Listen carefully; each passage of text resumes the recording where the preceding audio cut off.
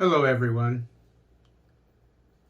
This week we'll go over if Africa is still colonized. We'll go over the background. We'll go over Walter Rodney's How Europe Underdeveloped Africa. We'll go over Neocolonialism, the Last Stage of Imperialism by Kwame Nkrumah, and I'll give you my take. The background. Exploration of Africa was financed by a group of wealthy Englishmen called the African Association starting in 1788. The explorers, when they went to Africa, they returned and gave the wealthy Englishmen information about the continent's natural resources and markets. The French began their so-called civilizing mission in 1817, around 1817, and in Africa. It started before that in other parts of the world, like the Americas, but the so-called civilizing mission was to civilize the developing world, but it was actually just a ruse to allow their militaries, European militaries, to have access to, in this case, Africa, while the governments exploited the natural resources. The Scramble for Africa took place during a time called New Imperialism, which occurred between 1881 and 1914, which was the outbreak of World War I, which caused many powers like nations like Germany to lose their colonies.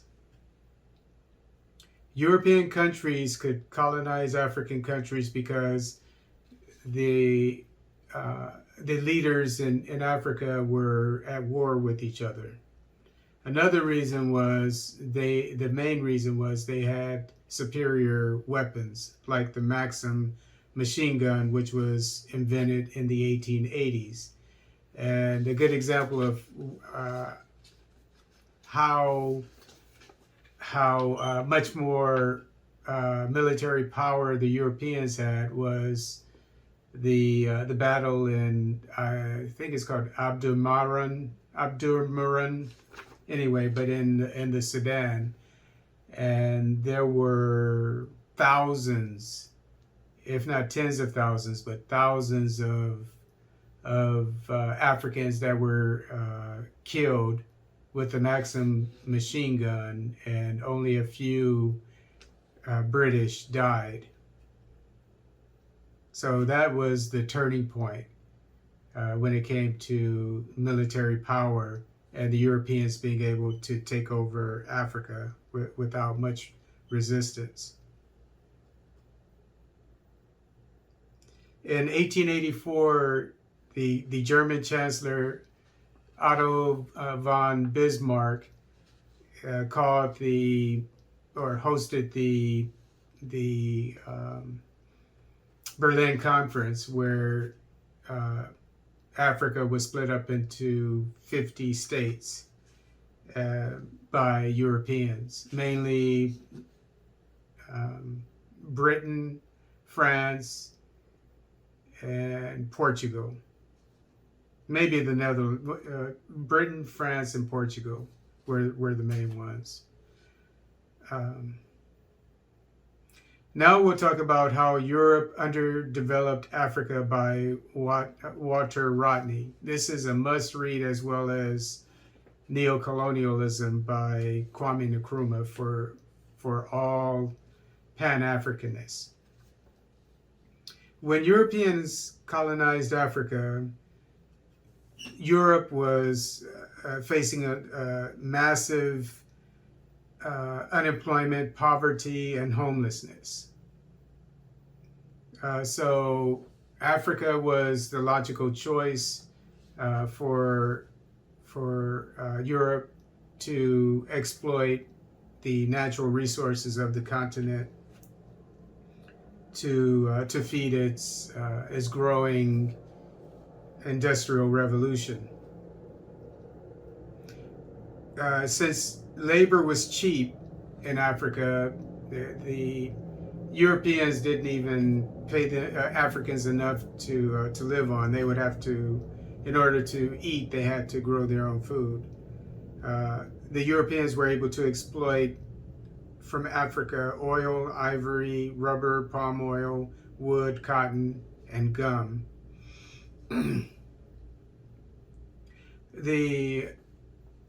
One of the purposes of the Berlin Conference, well, the main purpose was for the European nations to not fight over what parts of Africa that they would have there, so they wouldn't have to go to war over it, which was the common way for developed nations to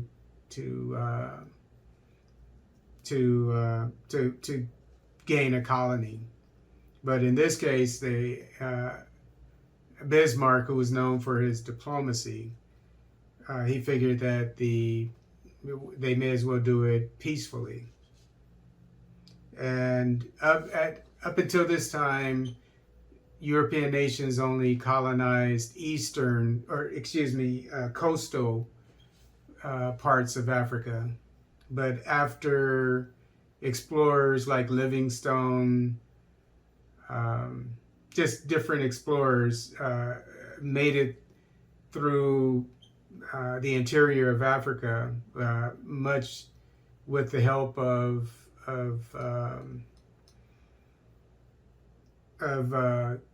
quinine, which helped them to fight malaria. They were able to now colonize the interior of Africa, and that's why the Berlin Conference was held.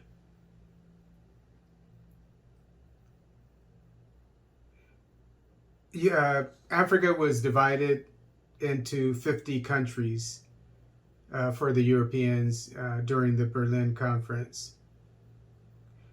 When Africa was colonized, European workers there made roughly 10 times more than Africans. So the theme of Rodney's How Europe Underdeveloped Africa was, while pretending to help Africa to get civilized and get educated, to develop, Europeans were actually underdeveloping Africa by extracting its natural resources and not helping the people to develop. And different ways to help them develop would be to help their economies trade with each other, and we'll see that was not the case, and to educate them so that they could, after independence, be able to have a smooth transition. So Rodney is showing that was not the case, that the point was to keep Africa undeveloped or underdeveloped, and which is still the case, and we'll talk about that as well.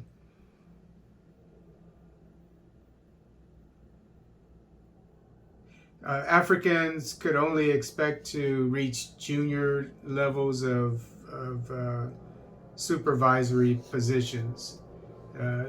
This is another way that Africans were not trained to excel and to be able to rule themselves successfully after independence.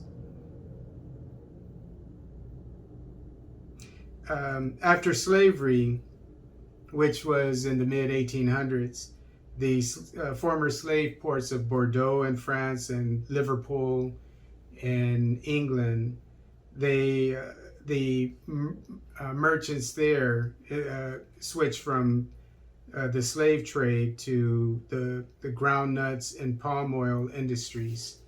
Groundnuts for the French and palm oil industries for the British. So the generational wealth continued, and when you go back to the days of slavery, you're talking about altogether and up till now, because the generational wealth continues.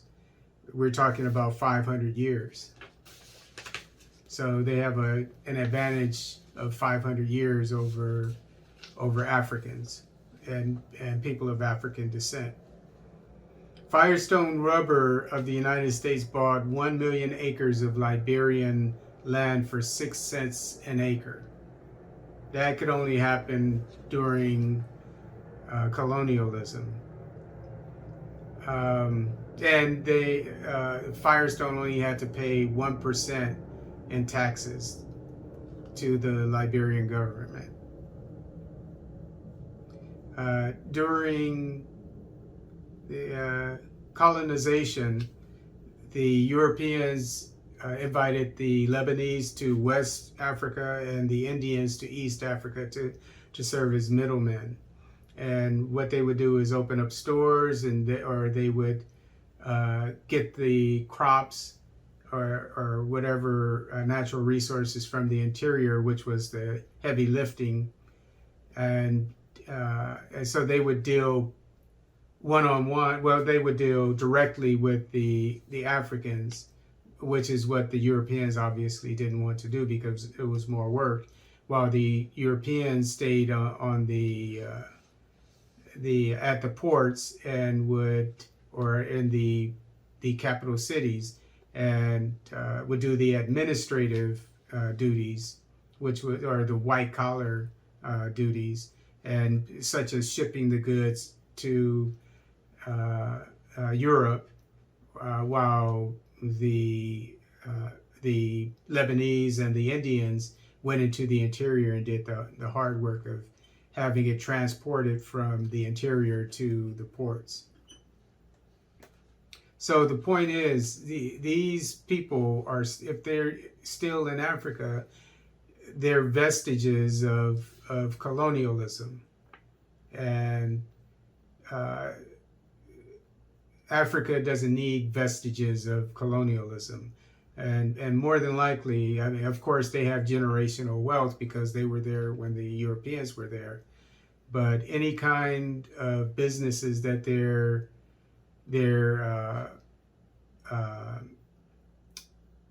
taking part in now, if Africans can do them, Africans should do them, because by them having these businesses, it's just like colonialism,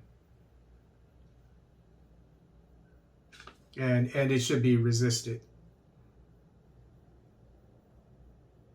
European hospitals provided services mainly to European settlers, not to the Africans. Again, the purpose of colonization was not to help the Africans; it was to help the Europeans. So much for the civilizing mission. The roads and railroads of Africa that the Europeans built only went to the port towns, so they didn't encourage they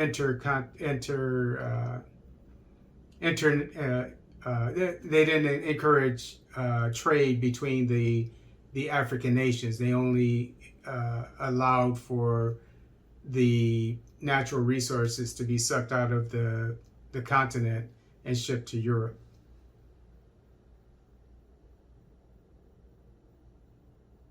The Europeans during colonization invested very little in the schools. Consequently, the missionaries took up most of the educating of Africans. After colonization, most African children didn't complete elementary school. And just before independence, Senegal, half of the college students were French. And 1 out of 100 Africans in Portuguese colonies received a formal education. Now, Neocolonialism, the last stage of imperialism by Kwame Nkrumah. So Kwame Nkrumah, his theme is to show how even though Africa became independent in name, it wasn't independent economically or even politically.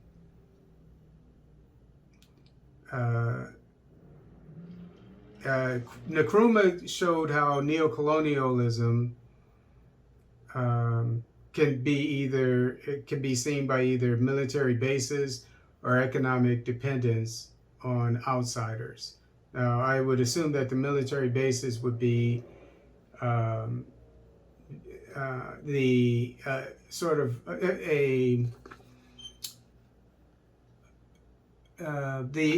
sort of a threat from the former colonizers to the current governments, that if they don't behave, they can face consequences from the military.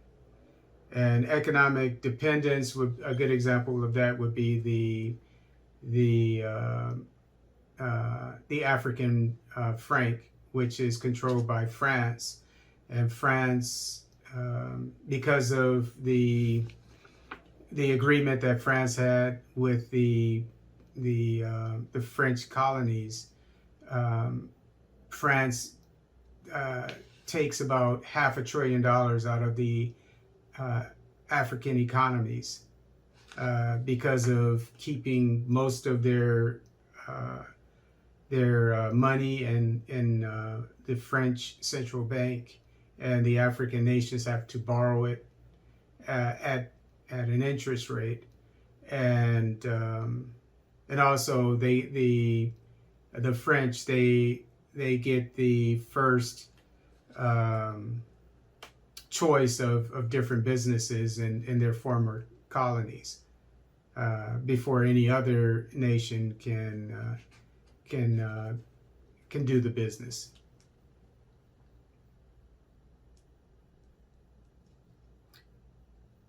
Limited war is another tool that the outsiders use on the African continent. And the reason why they're able to do this is because Africa is not united. So the main theme that Kwame Nkrumah talked about in his book, Neocolonialism, is the need for Africa to unite. Because as long as Africa is not united, you have all these, 54 states or what have you, over 50 nations. The former colonizers in countries like China, with a lot of economic and military power, can hold sway on the African continent. So they can go to a smaller country and do pretty much whatever they want to do, because that smaller country can't stand up to it. But if Africa would unite, then the Africans would be able to stand up to these former colonizers in countries like India and China. So one thing that the former colonizers do is they, especially France, they they start wars, they arm um, the insurgents, and so they can do this to create to create chaos or instability in places like the DRC, and so because the DRC is insecure, or is I should say unsecure. There's no security in the country. The UN has to come in and supposedly provide security. The nation, which is the richest nation in the world as far as natural resources, is one of the poorest nations in the world as far as wages, because of the instability and lack of security in the Democratic Republic of the Congo.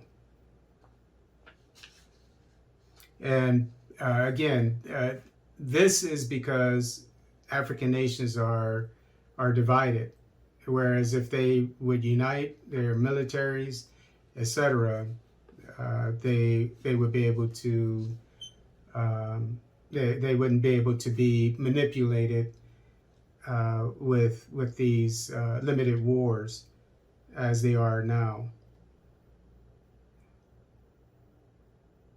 And neocolonialism allows former colonial powers, unlike when they were in charge, formally in charge of their colonies, they had to take responsibility for anything that happened. But now they have the advantage of claiming plausible deniability. In other words, since they're not in charge on paper, even though they actually are, they don't have to claim responsibility for the bad things that happen. And the puppet rulers that they install are not accountable to their constituents because they are installed by outsiders. Nor are they interested in educating them, because if they educated them, they would know better than to accept the rule of these incompetent and corrupt rulers. So it's to their advantage to not educate their citizens. Foreign aid causes African raw materials to remain at low prices because the colonizers or the outsiders, such as China, former colonizers, since they give aid, they can dictate the price of the natural resources, as well as dictate who will exploit those natural resources. So the foreign aid has a way of keeping the prices of natural resources low in African countries.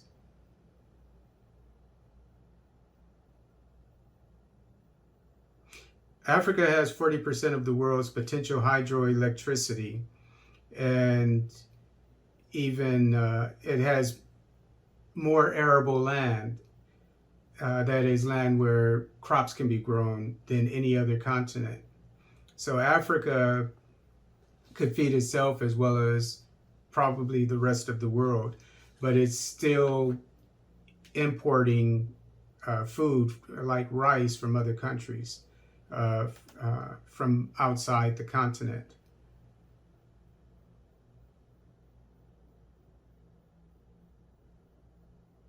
And since the Africans have to pay for manufactured goods, which are more expensive than raw goods, with their low salaries, relatively low salaries, even more money is sucked out of the continent.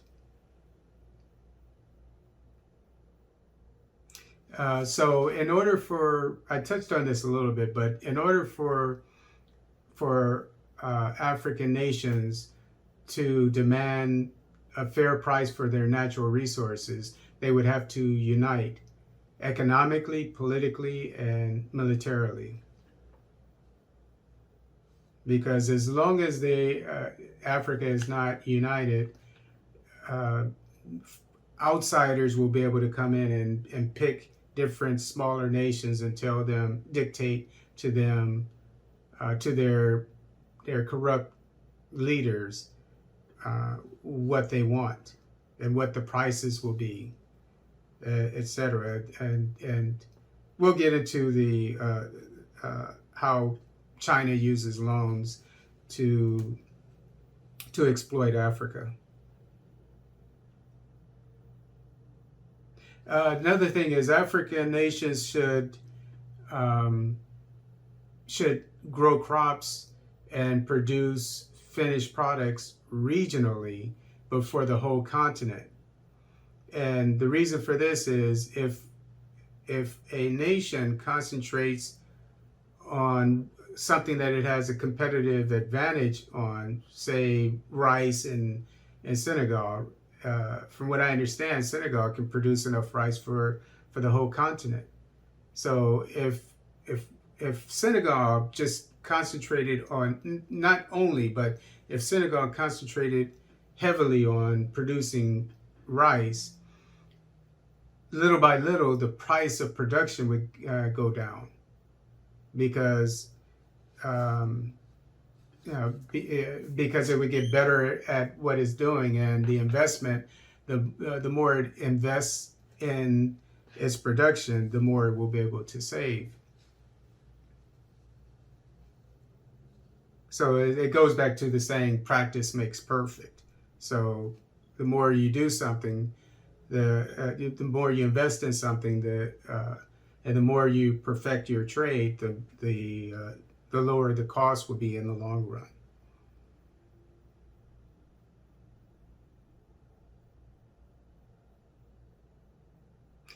Sub-Saharan African nations should have one military command to secure the African continent. I talked about that.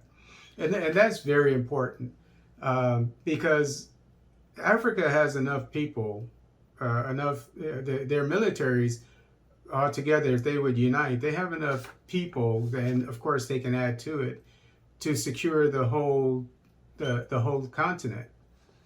And there's power in numbers. Whereas if you have one nation like Mozambique, which recently had to have help from outsiders, including other African countries, if they have an insurgency or whatever, it's harder for them to fight it by themselves. But if all African nations unite, say let's look at the Boko Haram in Nigeria, or the insurgency in the Sahel. If all of the African nations would unite their militaries, they would be able to send soldiers, service members from Botswana, South Africa, from Kenya, etc., and put down that insurgency by Boko Haram within months. And then if something happened like Al-Shabaab in Somalia, they could do the same thing. But when all the nations, African nations, are divided, they're unable to do this. These limited wars that are caused by outsiders, more than likely, like France, will continue and continue, and Africa as a whole does not progress. Or if it does it very slowly. High interest rates on foreign debt of developing nations are another tactic of neocolonialism. And for instance, there's one country, African country, that pays 50%. I think it's Madagascar, pays about 50% interest on its foreign debt. You can't grow like that.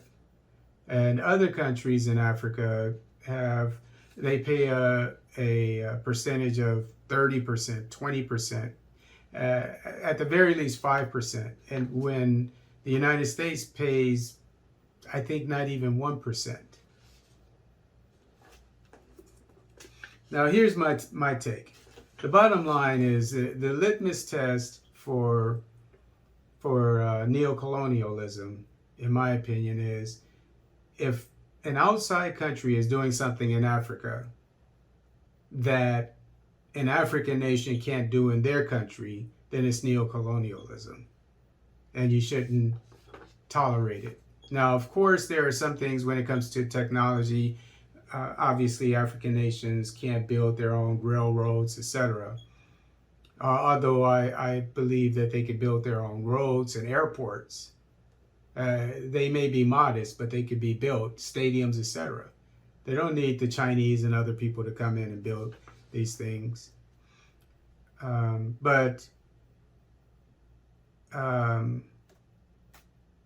So if there's something that involves technology and you can't do it, an African nation can't do it in a foreign country, okay, that's an exception.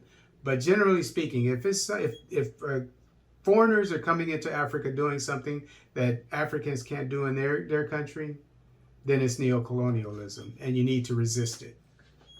And as I go over these several items, just consider that. Could Africans do this in their countries? Africa needs a Pan-African education. This is my take. Africa needs a Pan-African education system, military, economy, political system, and media. Okay, I'll dissect those. Education system. All Africans, Sub-Saharan Africans, should be taught about the Arab slave trade, the transatlantic slave trade, what that did to their brothers in the Americas, etc., and the ones that were taken to Europe.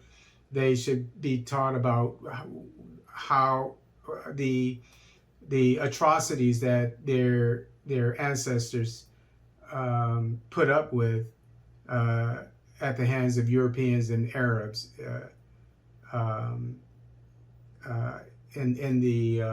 in the past. And so all Africans should know this. Military, we already talked about that. There should be one African military command. We already talked about the importance of that. One economy. They're working on that. You have the African Union, and I can't remember the name of it, but they're similar to the EU, where they're trading among themselves, and that's good to hear. But that's something that definitely needs to happen. One political system. African nations need to come together and think the same, and they need to enact laws that have bearing in Kenya as they do in Nigeria, as they do in the Democratic Republic of the Congo. So foreign nations can't take advantage of smaller nations or even large nations like Kenya. And they need to control their media. I heard about a French company buying a Nollywood channel, TV channel, several months ago. I doubt seriously that I don't know, maybe it's possible, but I doubt seriously that a Nigerian would be able to go to France and buy a channel, a TV channel. Although we talked about how during colonialism, the Africans, they didn't get paid enough. Similarly, so that's a sign of colonization.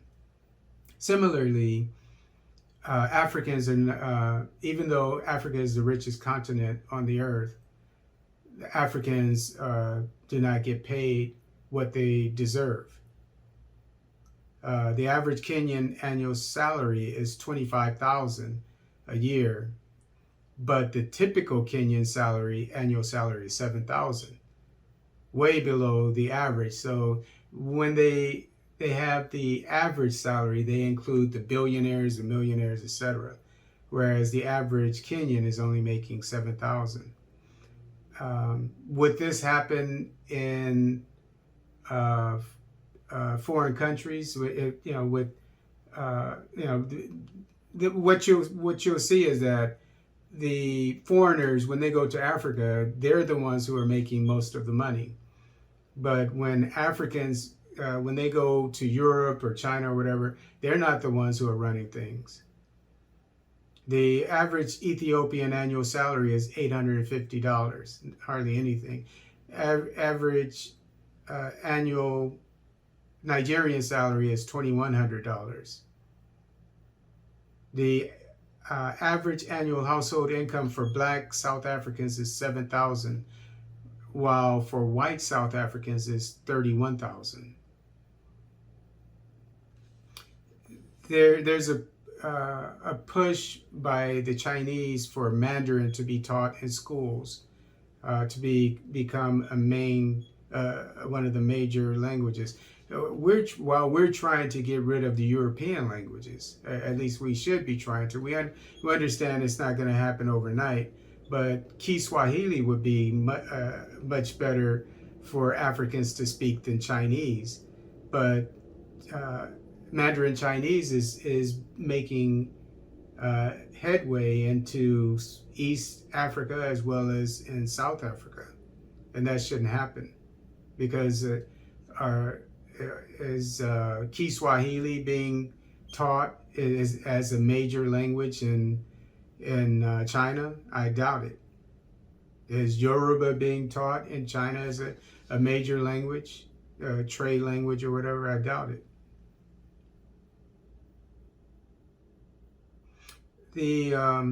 Recently, African nations came together to provide security in the Cabo Delgado area of Mozambique. And this is where French Total, which is a petroleum company, had a contract, and so all of a sudden there was an insurgency and they weren't able to access their oil fields. And so all of a sudden you have Rwanda, I think South Africa, maybe I don't want to say anything that's incorrect, but definitely Rwanda and South Africa went to help out Mozambique, and now the area, it only took a week or so to secure the area. But you see that happened when outsiders had economic interests in a region. But the same countries, Rwanda, South Africa, what are they doing in the DRC? What are they doing in Somalia? What are they doing in the Sahel with Mali, etc.? What are they doing with the Boko Haram in Nigeria? So we see that they have their priorities. We Africans, we have our priorities mixed up.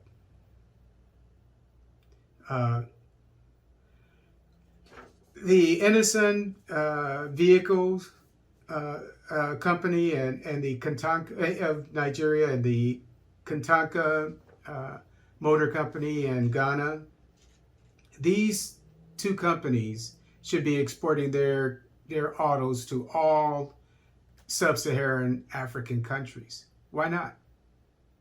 Why should Africans be buying Toyotas, Hyundais, etc.?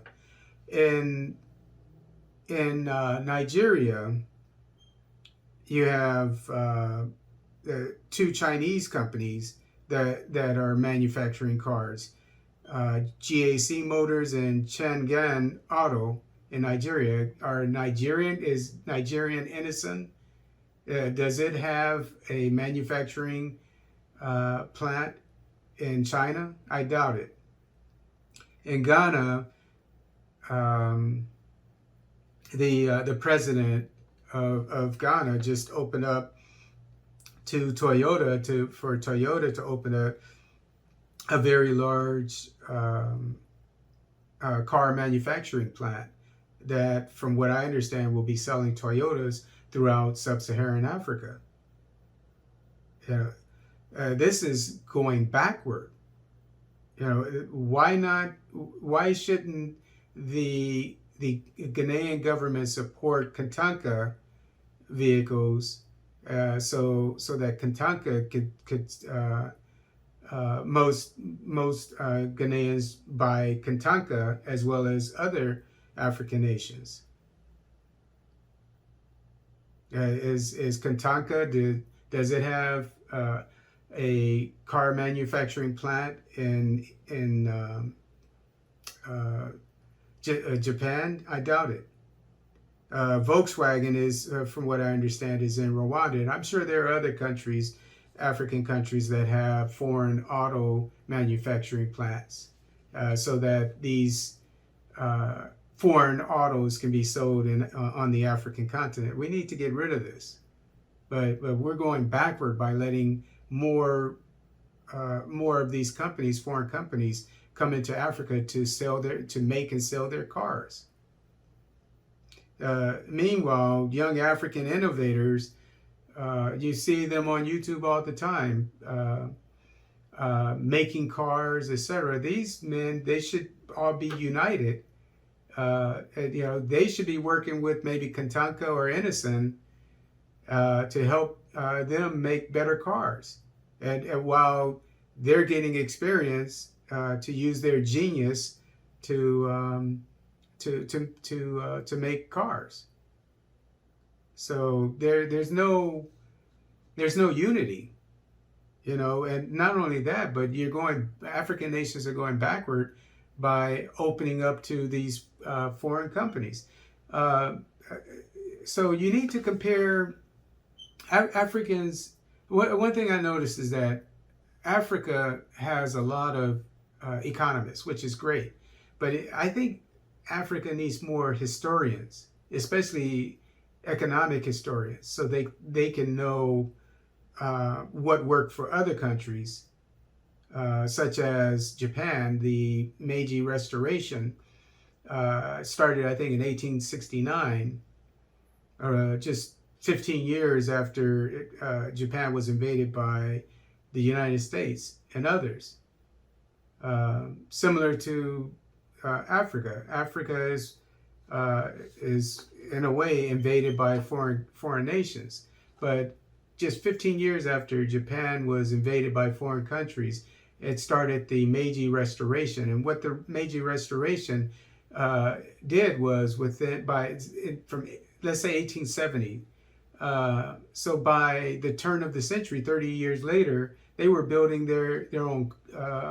They had their own manufacturing plants, etc. And what they did was they sent their scholars all over the world to developed nations to learn how they developed and how they became the best at what they were. So I think they sent. Eventually, they sent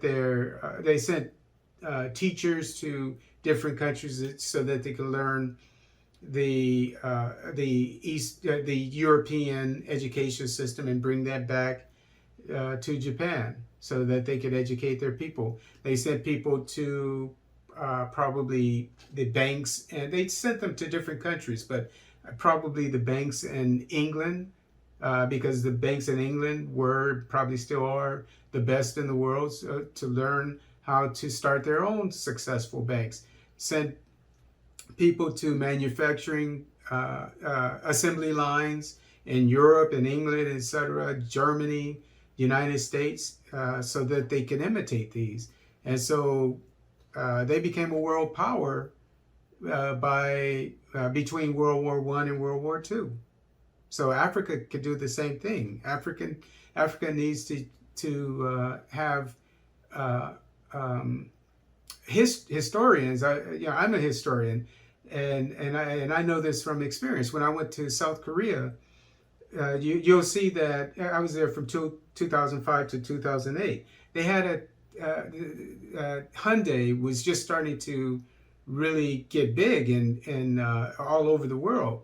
And what happened was, when I was there, all foreign cars had 100% tax on them. So if somebody was driving a Mercedes, a $50,000 Mercedes, they paid $100,000 for it. So that's why you saw mainly Kias and mainly Hyundais on the road. Because it's a form of protectionism. So why is Africa allowing all these foreign companies to come in and open up auto manufacturing plants? They're going backward. You know, if anything, they can get people like a Hyundai got people who were from England. Maybe another country, maybe a couple executives from England, Leyland Autos, like NG or whatever. But people who were successful executives in the car manufacturing industry, they got them to help them with Hyundai, and that's why Hyundai is successful right now. So Africans could do the same thing with Kantanka and Edison, etc. Nigerian companies can, I think it's Edison, and there's even a new one, Nord, that makes trucks, SUVs, etc. So they should be getting, if nothing else, if they can't do everything themselves, they shouldn't be having foreign auto manufacturers come into onto the continent. They should be getting experts to help out their own companies.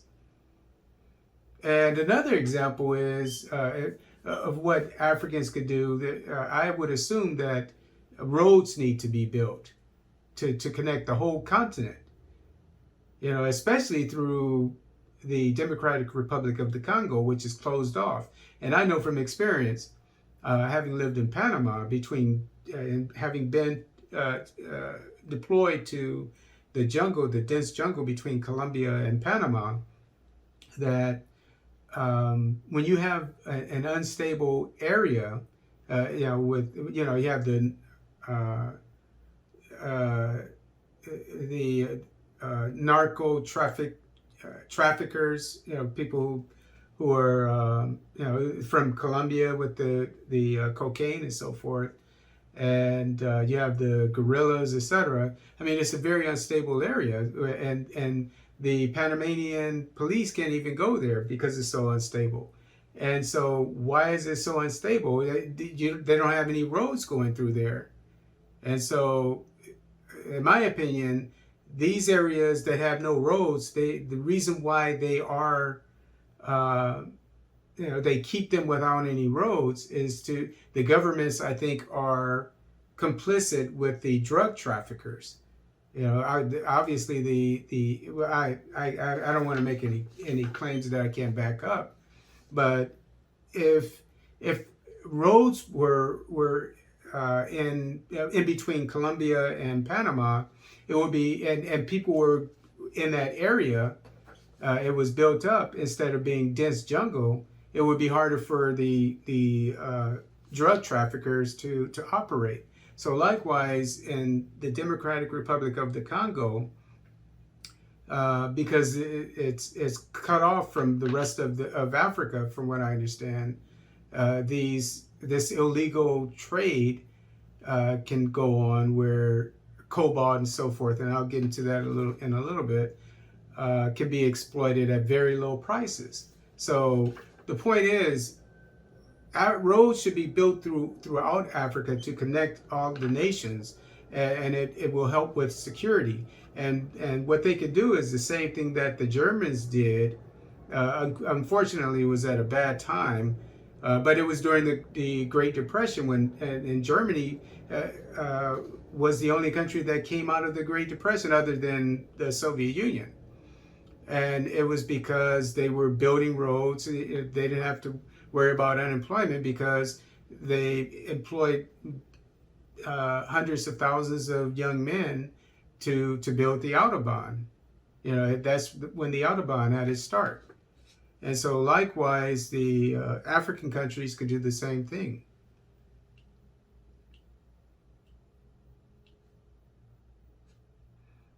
The Chinese debt trap diplomacy, basically, I'm sure most of you know that what China does, and there was a scandal that came out recently. The Kenyan citizens demanded that the Kenyan government be transparent with its the loans that it receives from China and probably other nations as well, but in particular, with China, because there were rumors going around, and they were probably more than rumors, and actually they were.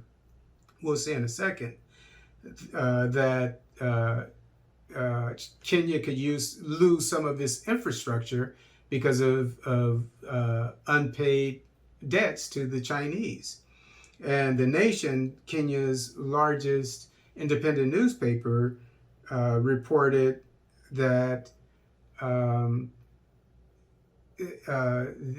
that the Chinese, that this actually existed. They revealed it, that the Chinese in the contracts that the Kenyan government signed, if the Kenyan government defaulted on a loan, the Chinese could take some of the nation's infrastructure, and this had to do with the standard rail gauge. Maybe I'm saying it wrong, but the basic, modern railroads that are being built in many parts of Africa, but in this case in Kenya.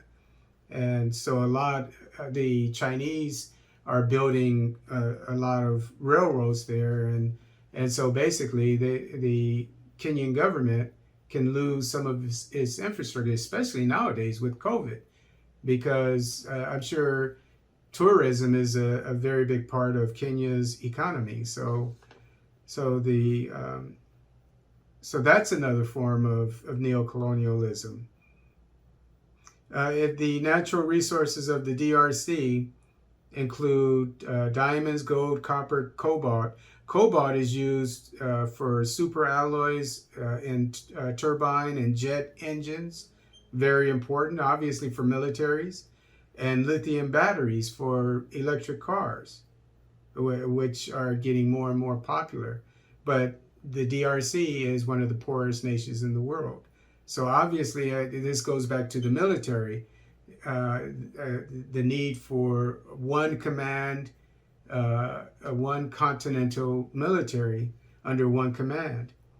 And that would get rid of that problem, because security would be brought to the DRC, and it would be opened up for the whole world to see.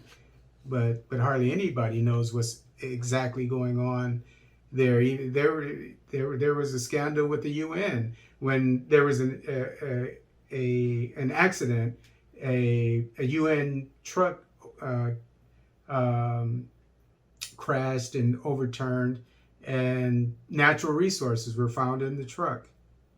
So, and these are the people that are supposed to be providing security. And also coltan is produced in large quantities, like cobalt in the DRC, and coltan is used for mobile phones and for most electrical goods. But getting back to if foreigners are coming to Africa doing things that Africans can't do in their countries, consider the Chinese abuse of African workers, such as during the pandemic. Early on in the pandemic, there were reports of Chinese bosses locking Africans, like in Zambia, and I think other places, even in West Africa. I can't remember exactly where, in their factories, and wouldn't let them go home because they didn't want them to, I assume, to possibly contract COVID and come back and get other people sick. So they just locked them in and wouldn't let them leave. Could Africans do that in China? This is neocolonialism. Africa is still colonized. beating workers. We've seen that. One guy was kicked in the groin and he had to be operated on. And I think it was Kenya or Uganda.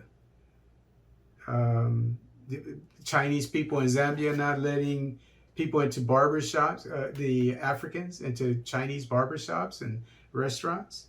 Could you do that? Could Africans do that in China? Also, the under the administration of the previous Zambian president, who most Pan-Africanists are really happy was voted out of office recently.